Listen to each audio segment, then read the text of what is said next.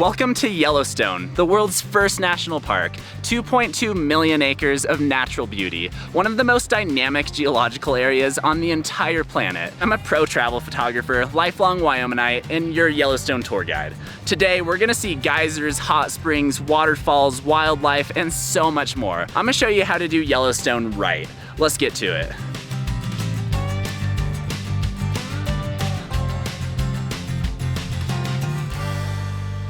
First off, Yellowstone is huge, absolutely enormous. I know it looks pretty small on a map, but don't be fooled. Some of the places I'm gonna show you are literal hours apart. It's mostly in Wyoming, but parts of it dip off into Montana and Idaho. And because of Yellowstone's enormous size, you'll almost definitely need a car to get around. But there's also shuttle tour services that operate out of nearby towns like Jackson and Cody.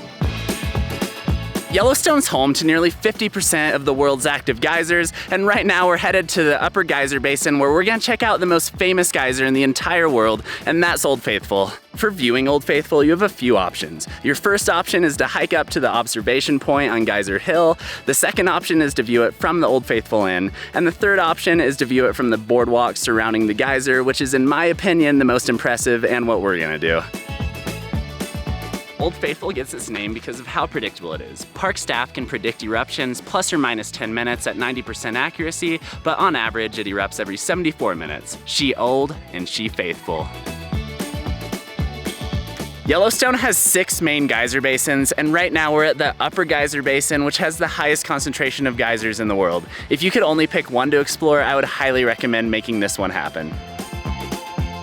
All up and down the geyser basins, you'll notice these boardwalks, and it's really important to stay on the boardwalk because most of the ground off of the boardwalk is just a super thin crust with boiling water underneath.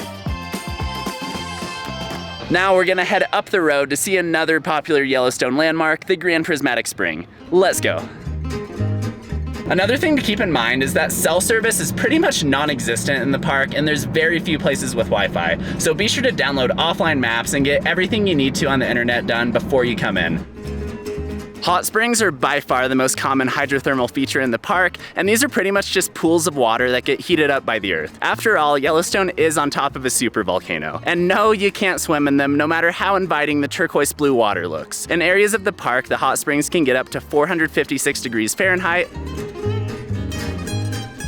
Welcome to the Grand Prismatic Spring, which just might be the most colorful feature in the entire park, and that's really saying something when you're in Yellowstone. This thing is huge. It's as deep as a 10-story building and covers more area than a football field at 370 feet in diameter. The vibrant colors come from thermophilic bacteria that thrive in these boiling conditions. It's fun to check out the spring from the boardwalks, but in order to fully appreciate it, you have to take the overlook trail up to the overlook on the hill over there.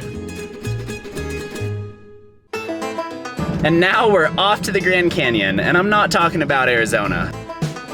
The Grand Canyon of the Yellowstone is definitely one of the most gorgeous places in the entire park, and you could easily spend an entire day just checking out sights along this 24-mile-long canyon. One of the most popular places, though, is the lower falls of the Yellowstone River, which we're going to right now. And at 308 feet tall, it's the biggest waterfall in all of Yellowstone and Wyoming.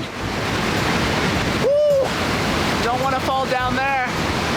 This canyon isn't quite as big as the actual Grand Canyon, but it's still pretty dang big. It varies in width from 1,500 feet to 4,000 feet, and in depth from 800 feet to 1,200 feet to the Yellowstone River below.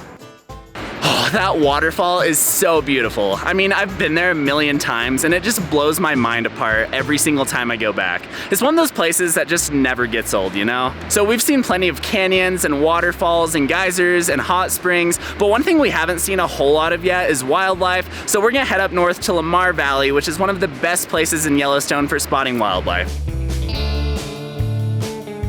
Yellowstone has the highest concentration of wildlife in the lower 48, and if you want to see as much wildlife as possible, you'll definitely want to make a trip out here to Lamar Valley. Here you can see bears, wolves, elk, moose, more bison than you could ever count, and so much more. There's a reason this place is called America's Serengeti. Couple things to keep in mind with wildlife. First off, don't feed the animals. This increases their dependency on humans for food and can harm the ecosystem. Also, make sure to keep your distance from the wildlife when viewing or photographing them. Most of the large animals in the park can become extremely aggressive and dangerous when you invade their personal space, and we don't want that. That's especially the case with bison, and I know they look like big fluffy cows that you just want to give a big hug to, but no, they have horns and you need to give them some space. And final note, Yellowstone is bear country. There are grizzly bears all over here, so every time you go for a hike, make sure you're carrying bear spray. It's a non-lethal way to prevent a bear attack, and it can end up saving your life and the bear's life.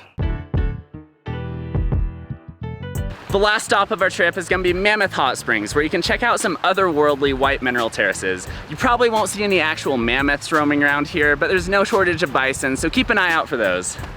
And that concludes our journey through Yellowstone. Thank you all so much for watching. We just scratched the surface of this place, and there's so much more to experience, like fishing in Yellowstone Lake and camping in the backcountry, just to name a couple. Hopefully this can inspire you to come check out this national treasure for yourself. See you in Yellowstone.